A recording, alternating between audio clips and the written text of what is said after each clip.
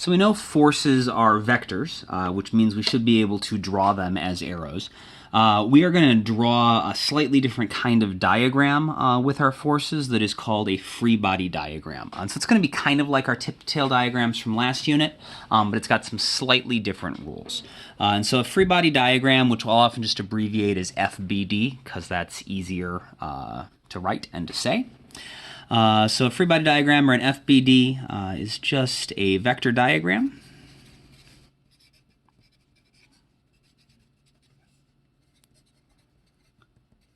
Showing the forces acting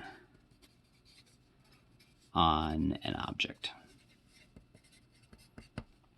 I guess maybe we should say all the forces acting on an object, because otherwise it's not very useful for problem solving. We need to know what all the forces are. And so there are a few rules to drawing free body diagrams. So our rules are going to be, first off, we are going to represent the object with a dot. And I'll show what I mean by that in a second.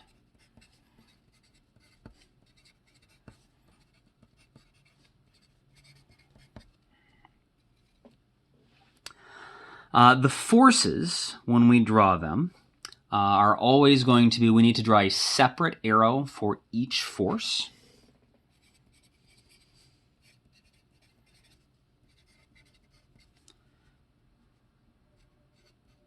So each force is going to get exactly one arrow. So we would never draw like multiple arrows representing like a big force or something. You would just draw a single arrow and make it really long to indicate that it has a large magnitude. We would also never combine two forces together into a single arrow. So if there's two forces going upwards, we draw two arrows going upwards. The tails of the arrows are always connected to the dots. So the arrows are going to be always pointing outwards and away from our object.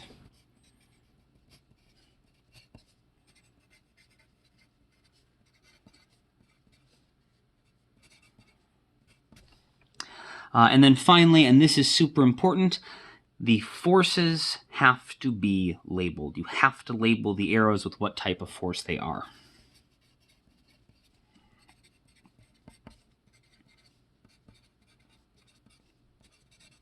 And this is actually important for two reasons. One is the diagram doesn't communicate anything if it's not labeled, because we don't know what it means.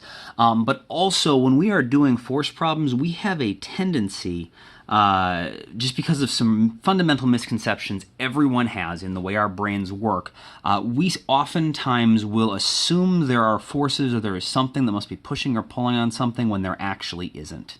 And if you just have arrows saying, hey, I think something's pushing to the left on it, those misconceptions are hard to catch. But if you actually take the time to label it and you try to figure out, well, what is actually physically touching it that could be pushing or pulling it to the left? And if you realize that there's nothing you can think of, there's nothing that's touching it that could possibly be pushing it to the left, there must not actually be anything pushing it to the left.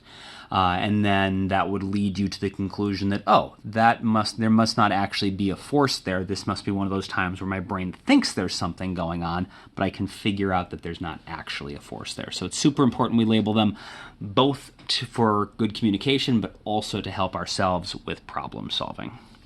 And so an example of a free body diagram .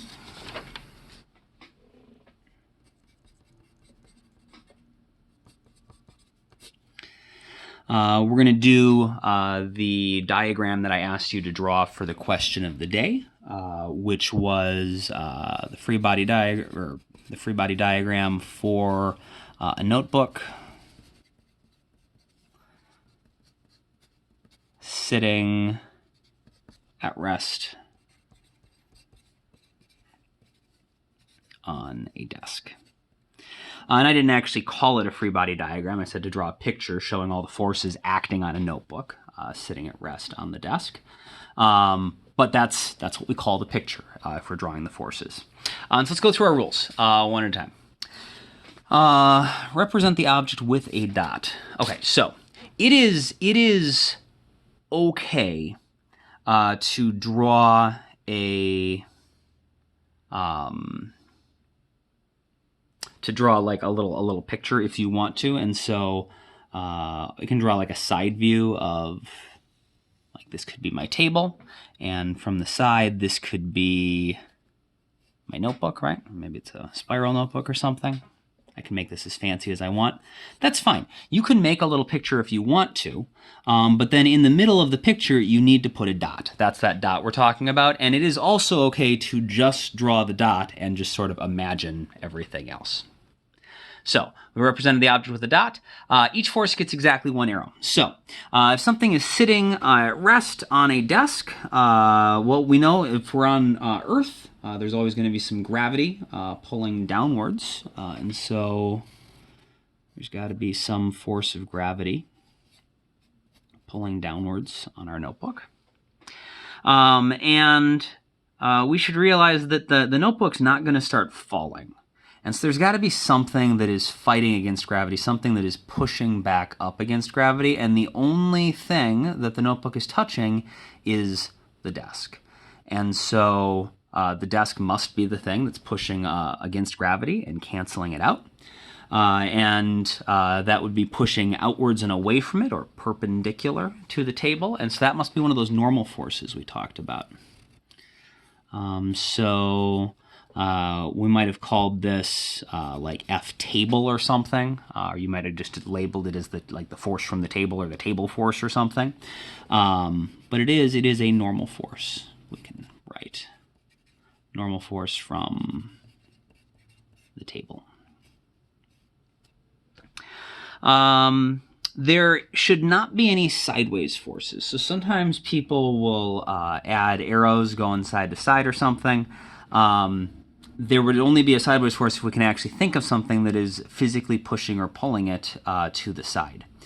And if it's just sitting on your desk, there shouldn't be. Sometimes people think maybe friction is pushing sideways on it. The thing is, friction, remember I said, always tries to either make something slow down, it's not moving, so it doesn't need to do that, or it tries to prevent it from moving. And so friction's only going to show up and start pushing if it needs to. If something else starts pushing on this, friction will push back. And so this is all we have. Since this is a vector diagram, I didn't actually write this down as one of the rules, but just like every other vector diagram we've drawn, the arrows should be proportional to the magnitude of the vector. And so the gravity and the normal force from the table, they're canceling each other out. The table is not going to fling the notebook up into the air, so the normal force can't be bigger. The notebook is not going to start like falling down towards the center of the earth, so the force of gravity is not bigger. These should be the same size. One other thing that we can sometimes talk about is what's called the net force. And so the net force is going to be super important for problem solving. We abbreviate this as F net. This is just equal to the vector sum of the individual forces.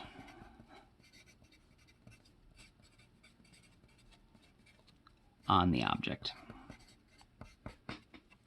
It is not a force on its own. And so it would never get drawn on the free body diagram, because the free body diagram only shows the individual forces acting on the object. So we'll never actually put this actually on the dot on our free body diagram, but it could be helpful to include it off to the side. So it never would get attached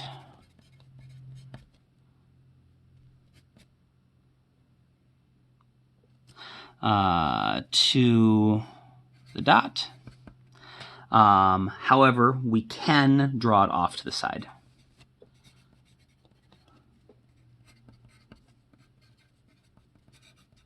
And that's not really part of the free body diagram. It just helps us understand the free body diagram.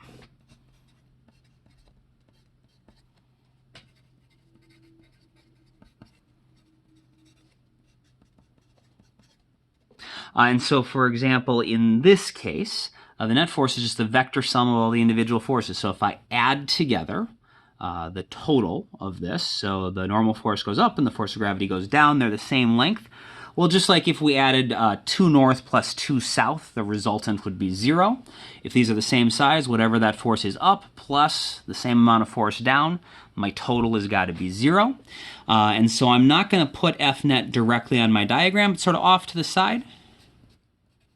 I can write that my net force is equal to 0. Or if there was a net force, let's say gravity was winning and the object was going to start to like fall through the table, maybe the table's collapsing or something, I could draw an arrow pointing downward showing that the net force winds up being down. Or if I give it a shove sideways and it starts moving, I could show the net force is sideways. But that net force always goes off to the side. It never goes on the diagram itself.